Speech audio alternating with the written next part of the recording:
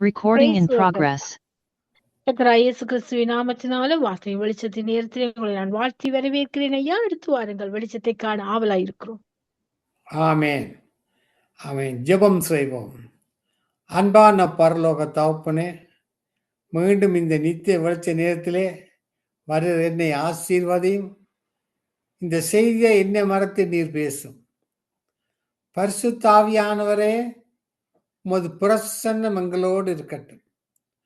உமது பிரசன்னம் கேட்டுக்கொண்டிருக்கிற பிள்ளைகள், அது மட்டுமல்ல சங்கம வானொலியை உமது பிரசத்தால் நிரப்பும். உமது பிரசன்னம் இல்லாமல் எங்களால் ஒன்றும் செய்ய முடியாது. ஆவியானவரே, இந்த செய்தியை நீர் பொறுப்படுத்தி நீர் வழிநடத்த வேண்டும் என்று எல்லாம் வல்ல இயேசு கிறிஸ்துவின் அதிகாரமுள்ள நாமத்தாலே ஜெபிக்கிறேன் பரமபிதாவே. ஆமேன் ஆமேன்.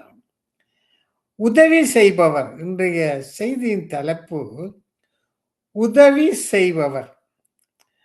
உலகமெங்கும் காயம் நிறைந்த மக்களை காணலாம். இந்த உலகத்திலே எல்லா குடும்பங்களும் வேதனை, துன்பங்கள், துயரங்கள், சமாதானமின்றி வாழ்கிறார்கள்.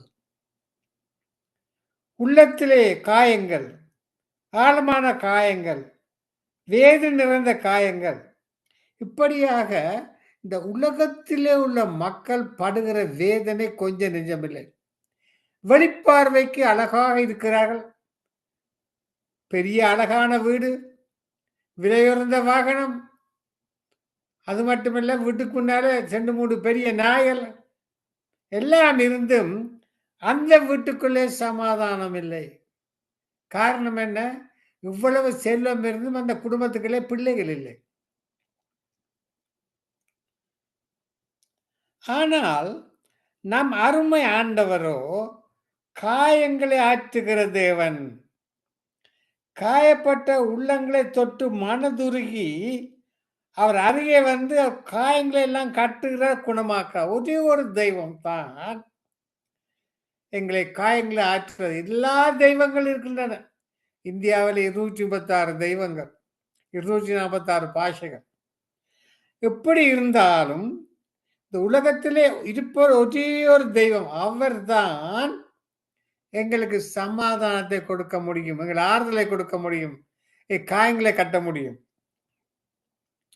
பாருங்கள், சரீரபரமான வெளிக்காயங்களை விட இருதயம் நொறுங்குண்டு வந்த காயங்கள் எவ்வளவு அதிகமான வேதனை தருகிறது. சிலர் எளிதாய் நம்மை புரிந்து வேதனைப்படுத்தி சொற்களை வீசி விடுகிறார்கள். சில பேர் பேசினா சில வார்த்தையை கேட்கும் பொழுது உள்ளத்தெல்லாம் நொறுங்கும். ஆனால் அந்த காயங்களாட்ட நாம் எவ்வளவு பாடுபட வேண்டியதா இருக்கிறது. இதை கேட்டுக்கொண்டிருக்கிற சகோதரனே, சகோதரியே, எல்லா இடமும் வேதனைகளும் துரோகங்களும் நிறைந்து கொண்டிருக்கும் பொழுது, எங்கே பார்த்தாலும் போர், எங்கே பார்த்தாலும் போர் செய்திகள், நடுக்கமான செய்திகள், என்ன நடக்குமோ எது நடக்குமோ என்று தடுமாறிக்கொண்டிருக்கிற உலகம் தான் ஐயா இந்த உலகம். ஆனால் இந்த துருவங்கள் நிறைந்து கொண்டிருக்கும் பொழுது நாம் ஓடி வந்து இழப்பாறக்கூடிய ஒரு அருமையான ஒரு இடம் ஒன்று உண்டு. என்னதான் உங்களுக்கு பிரச்சனை வந்தாலும், என்னதான் துன்பம் வந்தாலும், உலகத்தில் என்னதான் போர் நடந்து கொண்டிருந்தாலும் ஒரே ஒரு அருமையான இடம், அதுதான் கிறிஸ்துவின் பாதங்கள். கிறிஸ்துடைய பாதத்திலே விழுந்திட வேண்டும். உங்கள் பிரச்சனைகளை தீர்க்க, வியாதிகளை தீர்க்க, உங்களுக்கு சமாதானத்தை தேவனுடைய பாதத்திலே வந்து விழுந்திட வேண்டும். மக்களுடைய பாதத்தில் இல்லை, ஊழியக்காரருடைய பாதத்தில், தேவனுடைய பாதத்திலே விழுந்து விட வேண்டும். நாம் உள்ளத்தை எல்லாம் அவர் பாதத்தில் கண்ணீரோச்சு ஊற்றி விடும் பொழுது பாருங்க, அண்ணால் கண்ணீரோடு வந்து எல்லாவற்றையும் ஊற்றி விட்டார், ஆசீர்வாதத்தை பெற்றுக்கொண்டார். அவர் நம்மை ஆற்றி தேற்றுவது மட்டுமில்லை, நம்ம காயத்தை கட்டி குணமாக்குற தேவன், காயங்களை ஆற்றுகிற தேவன். அவற்றை பாதம் ஒன்றுதான் எங்களுக்கு சமாதத்தையும் சுகத்தையும் தரும். கர்த்தர் நமக்கு தரும் வாக்குத்தத்தங்கள் என்ன? நான் உனக்கு ஆரோக்கியம் வர பண்ணி உன் காயங்களை ஆற்றுவேன் என்று கர்த்தர் சொல்லுகிறார். இருதயம் நொறுங்குண்டவர்களை குணமாக்குறார், அவர் காயங்களை கட்டுகிறார். இருதயம் நொறுண்டவர்களுக்கு காயம் கட்டுதலையும் சிறப்பட்டவர்களுக்கு விடுதலையும் கொடுக்கும் அவர் என்ன அனுப்பினார். எஸ்ஐயா 61:1. இதை கேட்டுக்கொண்டிருக்கிற சகோதரி சகோதரியே, நாம் எல்லோரும் வழிப்போக்கர்கள் தான். ஒரே ஒரு முறை இந்த உலகத்தில் வழியா கடந்து செல்லுகிறோம். இந்த உலகம் நமக்கு சொந்தமானதல்ல. என்னதான் ஆட்டம் ஆடினாலும், என்னதான் கூத்து கூத்தாலும், என்னதான் விட்டமின் எடுத்தாலும், B12 எடுத்தாலும், உடற்பயிற்சி எடுத்தாலும் நல்லதுதான். ஆனால் இந்த உலகம் நமக்கு சொந்தமானதல்ல. நன்றாக கவனிக்க வேண்டும்.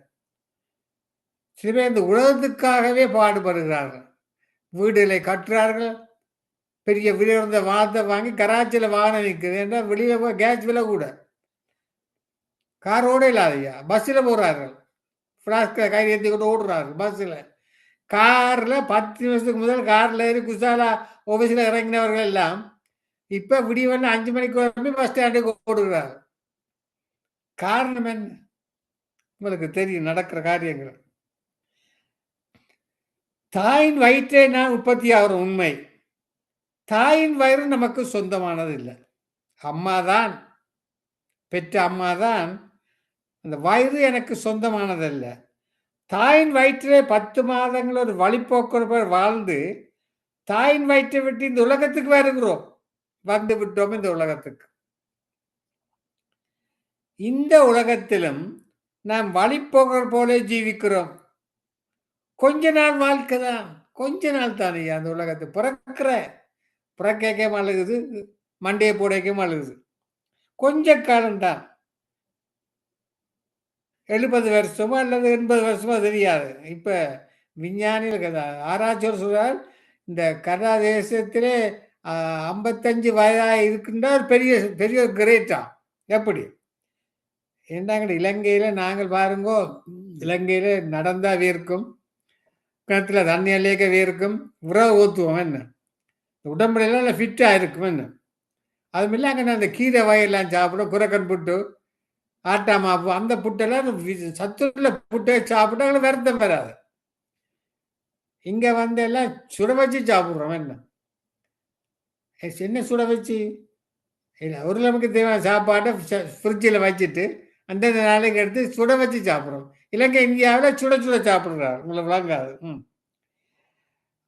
அதாவது என்ன எப்படித்தான் வாழ்ந்தாலும் உலகத்தை விட்டு கடந்து செல்லத்தான் வேண்டியதாக இருக்கிறது. பூமியிலே நிலையாக வாழ்ந்த ஓற்று வரும் இல்லை, எந்த ஓற்று வரும் இல்லை. பெரிய சன்னியாசியாக இருக்கலாம், டாக்டராக இருக்கலாம், இன்ஜினியராக இருக்கலாம், பெரிய பிரசங்கியா இருக்கலாம், அற்புதம் செய்கிற பிரசங்கியா இருக்கலாம், இருந்த சரத்தை எழுப்புற பிரசங்கியா இருக்கலாம். அது இருக்க மாட்டேன், முடியாது. அவர் ஒரு நாளைக்கு போயிடுவார். பாருங்கள், அப்போஸ்தலனாகிய பேதுரு எழுதும்போது தெரிந்து கொள்ளப்பட்ட பரதேசிகளுக்கு எழுதுகிறதாவது சொல்லித்தான் நிருபத்தை எழுதுகிறார். ஆம், இந்த உலகத்துக்கு அந்நியர்கள், பரதேசிகள். நம்முடைய குடியிருப்பு இந்த உலகத்தில் அல்ல. நன்றாக கவனிக்கும். இந்த உலகத்துல கொஞ்ச காலம் தான் ஆட்டம் எல்லாம். கொஞ்ச நாட்கள்ல சில பேர் போடுற பாடலை பார்க்க உங்களுக்கு தெரியும். நீங்களும் அப்படி செய்து கொண்டிருக்கிறீங்க. ஒரு மனுஷன் வழிபோக்குன போல நடந்து வருகிறான். அவனுடைய வழிப்பிரயாணம் என்ன? எருசலேமிலிருந்து எரியோக்கு செல்லும் வழிப்பிரயாணம். 2 பட்டணங்களுக்கும் இடையிலே தூரம் 18 மைல். அந்த 18 மைல் தூரம் பயங்கரமான பாறைகளும் பள்ளங்களும் குகைகளும் குன்றுகளும் உள்ள இடம். கள்ளர் பயம் நிறைந்த ஒரு இடம். திருடர்களும் கொலைக்காரரும் ஒளிந்து வாழ்றதுக்கான இடம். இந்த உலகத்தின் வழியாய் நீங்களும் நானும் கடந்து போகும் பொழுது உங்களுக்கு அன்பு துணியாய் பாதுகாப்பாய் உங்களோடு இன்றைக்கு நடந்து வர இயேசு கிறிஸ்து ஆவலோடு இருக்கிறார். அவர்தான் உங்களை கரம் பிடித்து வழிநடத்துகிற தேவன். உங்கள் தடைகளை முறியடிக்க முன்பாக கடந்து போகிற தேவன். வலது பக்கம் சாயும் போதும் இடது பக்கம் சாயும் போது வாழை இதுவே என்று சொல்லுகிற தேவன். உங்களுக்கு பாதுகாப்பும் அடக்கம் தருகிற அவர் தான். சில பேர் வந்து பொடிகார்டு வச்சிருப்பாங்க, 5-6 பொடிகார்டு, முன்னுக்கும் பின்னுக்கும் 100 பொடிகார்டு வச்சிருப்பார்கள். ஒரு அரசனுக்கோ அல்ல ஒரு மந்திரிக்கோ அல்ல ஒரு பிரதம மந்திரிக்கோ பாடி கார்டு இருக்கு வேணும். எத்தனை பாடி கார்டு இருந்தாலும் ஒருவன் தூர இருந்து ஒரு அறைக்கு இருந்தவனு தோக்கால சுட்டு ஆகிற மண்டையை போடுறான். பாடி கார்டை பிரயோஜனம் இல்லை, ஒரு பிரயோஜனமும் இல்லை. அதாவது உங்கள் வழியெல்லாம் உங்களுக்கு துணையா இருக்கும்படி தேவதூதர்கள் கட்டை விடுத்துக்கிறார். சில பேருக்கு தெரியாது. எங்களுக்கெல்லாம் அந்த ஆண்டவரை சொந்த ரட்சரா ஏற்றுக்கொண்ட ஒவ்வொரு பிள்ளைகளுக்கும் 2 தூதரை கட்டி விடுறோம். எங்களால் பார்க்கல ராசா, அவரோட கதைக்கலா. நீங்கள் நீங்க சொல்லி போட்டு அவரோட கதை கதைங்களோ கதைக்கலாது. எங்களுக்கு உதவி செய்கிறார் 2 தூதுவர்கள். அன்று கர்த்தர் ஏனோக்கோடு கூட நடந்தார். ஏன் என்று கர்த்தர் எங்களோடு நடக்க இல்லை? கேள்விக்கு பதில் சொல்லுங்க. வேதம் சொல்லுறது அன்று கர்த்தர் ஏனோக்கோடு கூட நடந்தார். அப்படின்னா ஏன் எங்களோட கூட நடக்க இல்லை? உங்களுக்கு தெரியுமே நடக்க இல்லை. 1-2 ஆண்டுகள் 300 ஆண்டுகள் கர்த்தர் ஏனோக்கோடு சஞ்சரித்தார். மோசையோடு கூட வந்தார். வனாந்திர பயணம் எல்லாம் நடந்தார். தாவீதோடு கூட நடந்தார். தாவீது ஆறுல மேய்க்கும் போது சவுலுக்கும் பயந்து மலைகளும் குன்றுகளும் ஒழித்து கொண்டிருக்கும் வேலைகள் நடந்தார். பாருங்க, இந்த பவுல் எவ்வளோ கஷ்டப்பட்டார். இந்த சவுல் சில கூத்துக்கள் உங்களுக்கு தெரியும். பாருங்க, இந்த எம்மாவோர் சீசர் கூட கத்த நடந்த போது அவருடைய உள்ளங்கள் எல்லாம் கொழுந்து விட்டு எரிந்ததாம். என்ன கொழுந்து விட்டு இருந்தது? ஆல்கோலை குடிச்சார்களா? இல்லை, கொழுந்து விட்டு இருந்தது. இந்த வார்த்தையில கேட்கும் பொழுது கொழுந்து விட்டு இருந்தது. சில பேருக்கு இந்த வார்த்தை வரும்பொழுது ரேடியோ ஓஃப் பண்ணிட்டு போயிடுவாங்க. நான் பாட வந்தேன், எனக்கு நேரம் தரையில நான் போறேன்னு பாய்க்குன்னு சொல்லிப்பட்டு போயிடுவாங்க. அதான் நடக்குது. ஏனென்றா இந்த கொழுந்து விட்டு எரிய பிசாசு விடாது. இந்த வார்த்தையில கேட்க பாருங்க விடாது. இந்த வார்த்தையான்னு கேட்குற பேர் டிவியில அந்த இது போது போய்கொண்டே பேர் என்று சொல்லும். இந்த பொல்லாத உலகத்தின் வழியா நாம் கடந்து செல்லும் போது நமக்கு இயேசு கிறிஸ்து பிரசன்னம் சவும் நிச்சயமாக தேவை. ஐயா, இந்த உலகத்தை நான் நடந்து போறோம், ஆனால் எங்களுக்கு கரண்டி இல்லை. ஒரு கார் வந்து அடிச்சா அவ்வளோ கத்த. அல்ல ட்ரெயின்ல போறோம், இல்லை ஃப்ளைட்ல போறோம், நம்பிக்கை இல்லை. ஒண்டியா இருந்து விழுகிறவனுக்கு ஐயோ. 2 பேராக இருந்தால் ஒருவரை தூக்கி விடுவதற்கு ஏதுவாக இருக்கும். ஆனால் ஒண்டியாய் விழுந்தால் ஆபத்து அல்லவா? ஒண்டியா இருப்பது இருவர் கூடியிருப்பது நலம். அவருடைய பிரயாசத்தினால் அவர்கள் நல்ல பலன் உண்டாமல் பிரசங்கி 4:9 சொல்லுவோம். இந்த இயேசு கிறிஸ்து இந்த பூமியில இருந்த போது சீசர்களை 2 பேராக உள்ளத்தை அனுப்பினார். ஏன் 2 பேரை அனுப்பினார்? ஒரு 4-5 பேர் அனுப்பியிருக்கலாமே. அத 3 பேர் அனுப்பியிருக்கலாம். ஏன் 2 பேர் அனுப்பினார்? யாருக்காவது அர்த்தம் தெரியுமோ? அர்த்தம் தெரியாது, கேள்விகள் நினைச்சுக்கு வாங்கும். தனிமையா செல்லக்கூடாது என்பது அவருடைய கொள்கை. மீன் பிடிக்க சொல்லுகிறார்கள் ஒருபோதும் படகில் தனிமையாக சொந்த மீன் பிடிக்க போய்க்க தனியாக போக மாட்டோம். 2-3 பேரோட தான் போவோம். அதுக்கும் ஒரு காரணம் இருக்கு. அப்போஸ்தலன் ஐயா பவுல் செய்த பாருங்கள். பவுலும் பர்னபாவுமாக ஊழியம் செய்தார்கள். பவுலும் சீலாவும் ஊழியம் செய்தார்கள். பவுலும் மார்க்குமாக ஊழியம் செய்தார்கள். பவுலும் தீமோத்தேயும் ஊழியம் செய்தார்கள். பவுலும் தீத்துமாக ஊழியம் செய்தார்கள். ஒருவருக்கொருவர் துணை நிற்பது அவசியம். யாருக்கு? தேவனுடைய பிள்ளை இருக்கு, உலகத்தாருக்கு இல்லை. அது வேற கருத்து. அன்றைக்கு எருசலேமிலிருந்து எரிகோக்கு போனாலும் சரி, எரிகோவிலிருந்து எருசலேமுக்கு வந்தாலும் சரி, தனிமையாய் பிரயாணம் செய்ய மாட்டார்கள். ஏன் தனியாக பிரயாணம் செய்ய மாட்டார்கள்? எப்போதும் 10 பேர் 15 பேர்கள் சேர்ந்துதான் பிரயாணம் செய்வார்கள். ஒட்டகத்தில் வந்தாலும் 10 ஒட்டகங்கள் 15 ஒட்டகங்கள் இணைந்தே செல்லும். ஏனென்றால் தனிமையில் நடந்து அறியாமையினால் இடறி விடுகிறார்கள். அறியாமையினால் என் ஜனம் சங்காரமாகிறது என்று கர்த்தர் புலம்புகிறார். 2வதாக அவன் பின்மாற்றமாய் வழிபோக்க என்பதை மாறுகிறோம். ஏன் அப்படி சொல்கிறேன் என்றால், அவன் எருசலேமில் இருந்து எரிகோவுக்கு போகிறான். துதியின் ஆராதனை நிறைந்திருந்த பட்டணத்தை விட்டு சபிக்கப்பட்டதுக்கு செல்கிறான்.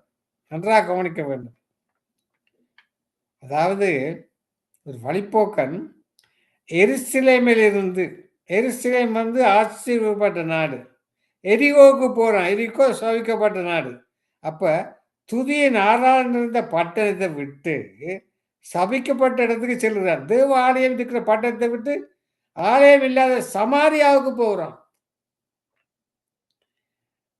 எருசலேம் என்றாலே தேவனுடைய நகரம் என்பது அர்த்தம். அது மகாராஜாவின் நகரம். எருசலேமின் மகிமையான தேவ ஆலயம் உண்டு, தீர்க்கதரிசிகள் உண்டு, ஆசாரிகள் உண்டு, தேவனுடைய பிள்ளையின் ஐக்கியம் உண்டு, பலிகள் உண்டு, ஆராதனை முறைகள் உண்டு. ஆனால் இந்த வழிப்போக்கனும் எல்லாவற்றையும் விட்டு விட்டு சாபத்தீடான எரிகோவை நோக்கி நடந்து செல்கிறான். இந்த ஆசீர்வான இடத்தை விட்டு தூரமான இடத்தை நோக்கி நடக்கிறான். அதாவது சில பேர் வருவார்கள், வந்து என்னோட தங்கி இருப்பார்கள். தங்கி இருந்து சொல்வார், நான் ஐயா உங்களை இங்கே இருக்க பரலோகத்தில் இருந்த மாதிரி இருக்குன்றார். அப்போ இப்போ நீ நேரத்துக்கு போட்டு கேட்பான். காரணம் என்ன அது சொல்ல வேண்டாம். கெட்டகுமாரனை பாருங்கள், அவன் தகப்பனுடைய அன்பை விட்டு உலக உல்லாசத்தை நோக்கி நடந்தான். ஆற்ற அன்பு, தகப்பனுடைய அன்பு. தகப்பனுடைய அன்பு யாரை குறிக்குது? பிதாவை குறிக்குது. விளங்குதோ? பாவ சந்தோஷங்களை நோக்கி நடந்தான். பணம் இருந்தாயா இல்லாத செய்யலாம், என்ன கூத்தும் செய்யலாம். துட்டு கையில் இருந்தால் சிநேகர் வரணும், ஆக்கள் வரணும். முடிவிலே பன்றி கூட்டங்களே அவன் நடத்தியது. கண்டிப்பா பன்றி கூட்டங்களை போனால் இன்னும் மணக்கு இந்த 10 கட்டைக்கு மணக்கும். இந்த பன்றியோட சேர்ந்து வந்தா 10 கட்டைக்கு அந்த சென்ட் அடிக்கும். இந்த பன்றிகள் சாப்பிடும் தவிட்டினால்தான் தன் பசியை ஆற்றிக் கொள்வதா வருது. நான் இந்த தவிடு என்ற ஞாபகம் நானும் இருக்கா. இந்த எங்கட வீட்டில் ஆடு வளர்த்தவே தவிடு வாங்கி வச்சுருந்தேன். நான் உலகம் தெரியாமல் டேஸ்ட் பண்ணி பார்த்தேன். நல்லா இருக்கு. துண்டை கடிச்சு பார்த்தேன், அந்த தவிட்டை நல்லா தான் இருக்கு. அன்று லோத்தின் குடும்பம் ஆபிரகாமை விட்டு பிரிந்து தனியாக சோதோமை நோக்கி நடந்து வந்தது. ஆனால் அந்த சோதோம் அழிவுக்கு இரையாக வைக்கப்பட்டிருந்தது அவர்களுக்கு தெரியவில்லை. இதான் ஐயா, ஆசீர்வாம இடத்தை விட்டு விலகி போனா அப்படித்தான்.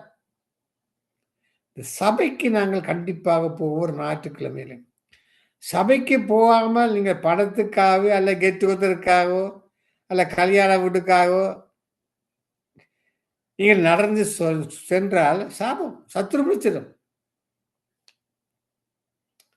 இன்னும் குறித்து ஒரு ஆழமான சொல்ல போறேன். எருசலேம் என்பது ஒரு மலையின் மேலே உயர்ந்த பட்டணம். கடல் மட்டத்துக்கு மேலே 2300 அடி உயரமான பட்டணம். அந்த இந்த இஸ்ரவேலுக்கு செல்லும்போது இஸ்ரேலில் சுற்றி வர மலை ஐயா. ஒரு அதை எதிர்காலம் தாக்க முடியாது, போனாங்களும் தெரியும். ஆனால் எரிகோ அப்படிப்பட்டதில்லை. ஆக 2 பட்டணத்துக்கு உள்ள வித்தியாசம் 3600 அடி. அப்படியானால் எருசலேம் என்ற மலையிலிருந்து எரிகோவாய பள்ளத்தாக்கள் கடந்து வர ஆங்கில வேதாம் சொல்வது அவன் கீழாக போனான் என்று. He went down. ஆங்கில வேதாம். அந்த வழிப்போக்கன் தனிமையாக நடந்தான், பின்மாற்றமாய் நடந்தான். 3வதாக அவன் அறிவில்லாமல் நடந்தான். அது பாறைகளும் குன்றும் இருந்த பாதை என்ற அறிவில்லாமல் நடந்தான். அநேக கள்ளர்களும் திருடர்களும் தன்மேல் பாய ஆயத்தமாக இருக்கிற என்பது அறியாமல் நடந்தான். தனக்கு ஆபத்து வரப்போறது, தாக்க போற, குற்றுயிர விழ போறது அறிவில்லாமல் நடந்தான். சில அறிவில்லை, தாங்களாம் பெருசென்று போய் அடி வாங்கி கொண்டு வரணும். ஏற்கனவே அந்த பாதைக்கு இரத்தத்தின் பாதை என்பது பிளட் வே. இன்றைக்கும் அந்த இரத்தத்தின் வழி என்று அழைக்கப்படுகிறது. அறியாமையினால் சென்று கள்ளர்களின் கையிலே விழுந்து மக்கள் இரத்தத்தை சிந்தவரை அது அப்படி அழைக்கப்படுகிறது. பாருங்க, எவ்வளவோ சுவிசேஷங்கள் பிரசங்கிக்கிறார். இந்த சங்கம வானொலியும் 24 மணி நேரம் நாங்கள் உலகத்தில் உள்ள ஊழியக்காரெல்லாம் கனடாவில் உள்ள ஊழியக்காரெல்லாம் பிரசங்கம் பண்ணுறோம். என்ன எல்லாம் பிரசங்கம் பண்ணுறோம். நரகத்தை குறித்து எச்சரிக்கிறார், பாதாளத்துக்கு போவானம் என்று சொல்லுகிறார். 2ஆம் மரணமாய் அக்கினியும் கந்தோம் கடலை சுட்டி காட்டி எச்சரிக்கின்றார். உலகத்தின் முடிவை குறித்து போதிக்கிறார். இயேசு இல்லாமல் ஒரு ரட்சிப்பில்லை என்று சொல்லுகிறார். இயேசுவே வழி, சத்தியம், ஜீவன், அவரே அல்லாமல் ஒருவனும் பிதாவிடத்துக்கு செல்ல முடியாதெல்லாம் எடுத்து கூறுறார். இந்த சங்கமான 24 மணி நேரம் சனிக்கிழமை ஞாயிற்றுக்கிழமை உபவாசம் ஜெப நேரத்தில் ஆண்டவரை சொல்றோம். நீ நடத்து, நான் வர மாட்டேன். என்ன நீ நடத்தி, நான் வர மாட்டேன். சனிக்கிழமை உல்லாசமான நாள், நான் அங்கே ஃப்ரெண்ட்ஸ்கிட்ட போகணும், அங்கே போகணும்னு மகிழ்ச்சோம். ஒரு நாள் வரும், அப்பா விலகிக் கொள்வார்கள். கேட்டுக்கொண்ட சகோதரி சகோதரியே, அதாவது யோவான் 10:10 சொல்லுறது, காயப்படுத்தும் கள்ளர் கூட்டம் எப்போதும் உலகத்தில் உண்டு. இருக்கிறாங்க கள்ளர். சில கள்ளர் எனக்கு தெரியும், இந்த மாடு நிற்கும், அதில் இறைச்சி வெட்டி கொண்டு போயிடுவான். மாடு உயிரோட நிற்கும், மாட்டில் இறைச்சி வெட்டி கொண்டு போயிடுவான். கள்ளங்கவிடற்றவள் சாத்தான் கூட்டம் காத்து கொண்டிருக்கிறது. இந்த கள்ளன் யார்? அவனே சாத்தான், பிசாசானவன். வேதம் சொல்லுகிறது, திருடன் திருடவும் கொள்ளவும் அழிக்கவும் வரல என்று வேறொன்றுக்கு வந்து. இந்த பிசாசு வந்து சொன்னா ட்ரிக்கி கை. அவன் எப்படி ஆக்கிர விழுத்தோம்னு தெரியும், எப்படி வேதாமத்துக்கு போகாமல் தடை செய்யணும்னு அவனுக்கு தெரியும். சனி ஞாயிற்றுக்கிழமையில் எப்படி டொச் பண்ணி வரலாம்னு சத்து சொல்லி கொடுப்பான். அங்கே புகாதாடி, சனி ஞாயிற்றுக்கு அங்கே வேணி என்ன செய்ய போற? பிசாசு சொல்லு, அவையில ஓம் போயிருக்கணும். தடை செய்கிறவன் சாத்தான், நன்றாக விசாரிச்சு சொல்ல வேணும். அநேகர் சாத்தான் திருடனை குறித்து யோசிப்பதில்லை.